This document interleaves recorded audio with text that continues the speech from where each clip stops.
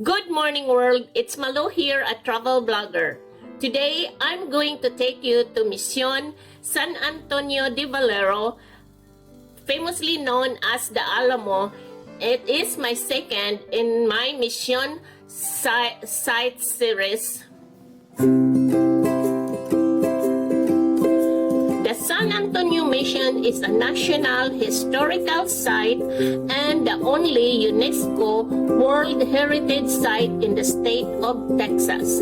It comprised of 5 mission sites with the following chronological order of establishment. 1. Mission Conception in 1711. Mission San Antonio de Valero, famously known as the Alamo, in 1718. Mission San Jose in 1720.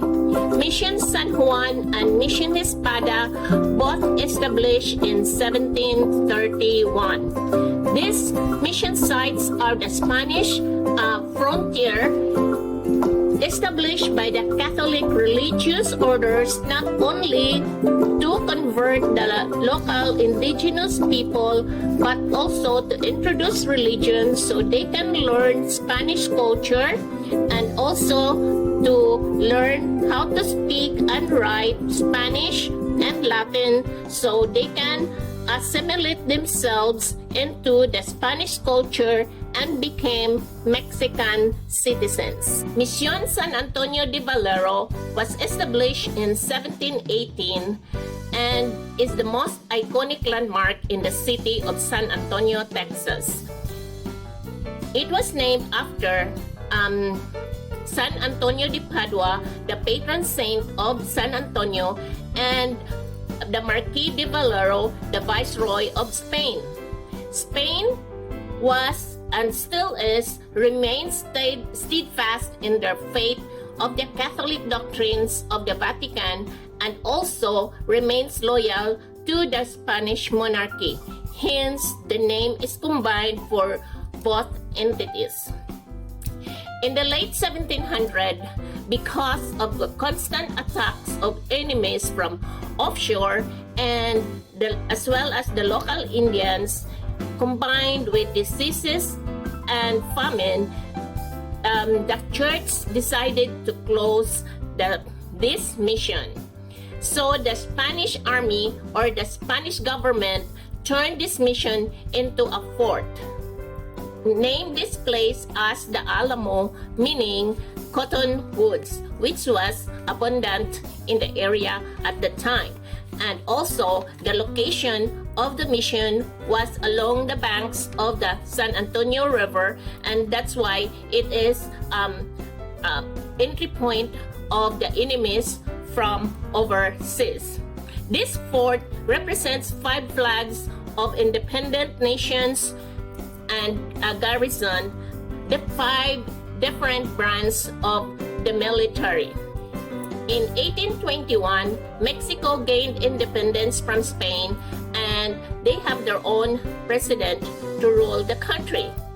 In 1836, President General Antonio Lopez de Santa Anna, the new Mexican president, had mandated a totalitarian form of government.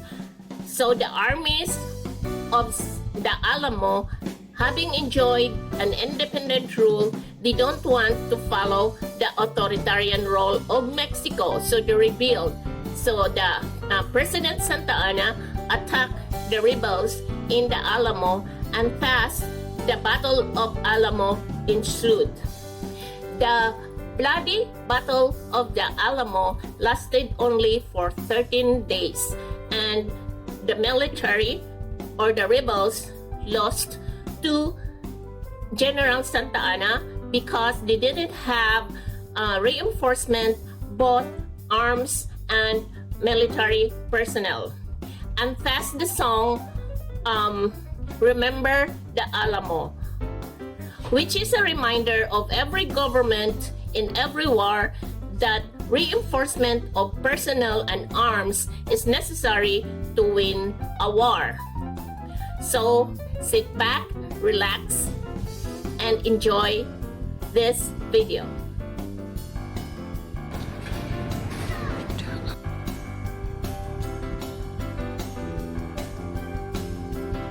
Remember, the Alamo Church is a place of reverence and reflection. We ask that you kindly lower your voice and remove hot or heroes. Originally, the two small dated rooms on either side of the entrance were used for religious purposes, a baptistry and confessional. During the Battle of Alamo, however, in 1936, these rooms served as powder magazines for the three cannons, the defenders positioned in the apse of the church. The bases of the church bell towers no longer present were accessed through two doors overhead. A choir loft originally connected the two upper rooms. This part of the Alamo Church is the nave, is the main hall of the church, while the walls you see today date back to Mision San Antonio de Valero. Traces of the church rolls can be detected. The slope wall there, the slope walls at the back are remnants of the 1836 battle. The rectangular notches cut high in the columns called pilasters are reminders of the second story put in by the U.S. Army when the building was used as quartermaster depot, 1850-1837. The current ceiling and flagstone floors were added by the 1930s. The limestone walls of the Alamo Church are roughly 4 feet thick on average. Inside the sturdy walls, the Texans positioned three cannons atop a 12-foot high elevated platform of earth and wood. A long ramp extended from the top of the platform of the church entryway. It was here that some of the final fighting of the Battle of the Alamo took place. According to an eyewitness, the last of the defenders continued to resist the Mexican army from the pitch dark end of the church.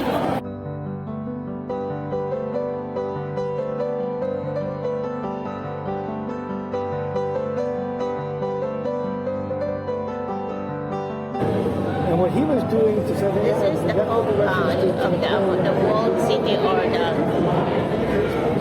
fortified city of the Alamo. This room was intended to house religious items used in conducting Mass. Missionaries later converted the room into a chapel after work on the name's slope. The wooden pieces embedded in the south wall chair like possibly supported an altar piece of or retablo. During the Battle of the Alamo, women and children of the Dickinson and Esparza family occupied this room. So these are the Dickinson's family and children. We're going to start with men at what's called quarter arms. Tell them to shoulder arms. Now this would be the most common way of carrying the weapon on the march. If you were infantry in the line, the weapon goes on the left shoulder. Now we're going to tell the men to load in 12 times. Load. Open pen. Handle cartridge. Now the cartridge is a paper tube. It has ball and powder all rolled up in it, so it's all there.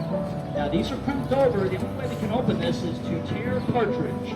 So they bite off the end of it, spit it out, and prime. So they pour gunpowder into the priming pan. Oh wow. And then tell them to shut pan and cast battle. Charge cartridge. That remaining gunpowder is poured into the barrel. The ball stays in the paper, wad it up and stuff it into the muzzle. And we got to drive it down to the breech to the firelock. So we tell them to draw rammers. And ram cartridge. So they sling it in, they pack it. Yeah. Return rammers. Oh. And shoulder arms. They bring the weapon to the left shoulder, which then tells the officer that they're loaded and ready to go. In the quickest time on the field, this must be done in 20 seconds. They can be difficult because you are being shot at. So, now when we see them at that left shoulder, we know the last three commands. About, face. We know the last three commands. Ready? Aim. And. Boom. Shoulder. Arms. So the shoulder, we do it all over. Okay? Now, the man on the end over there, that is our drummer. Okay, he is very important. Now, he's not just used to keep the men in cadence during the march, but he's used on the battlefield because it can be so loud with muskets going off, rifles, artillery, the men at the end of the line cannot hit. So they really would fire.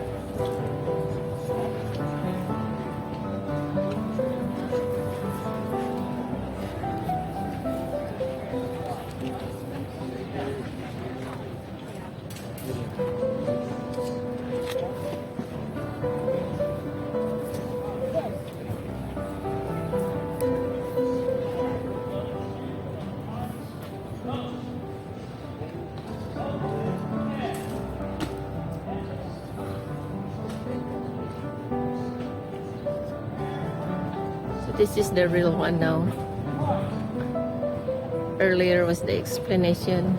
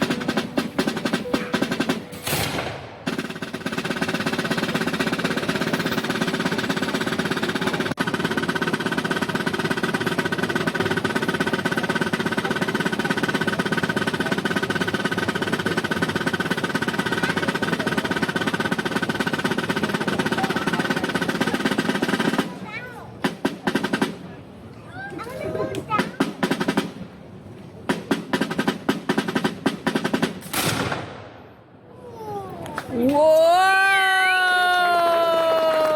Cool! We're here at the Alamo watching the exhibition. You know what that rifle's called? Shotgun? No, What? muzzle loader. Oh, muzzle loader. Okay.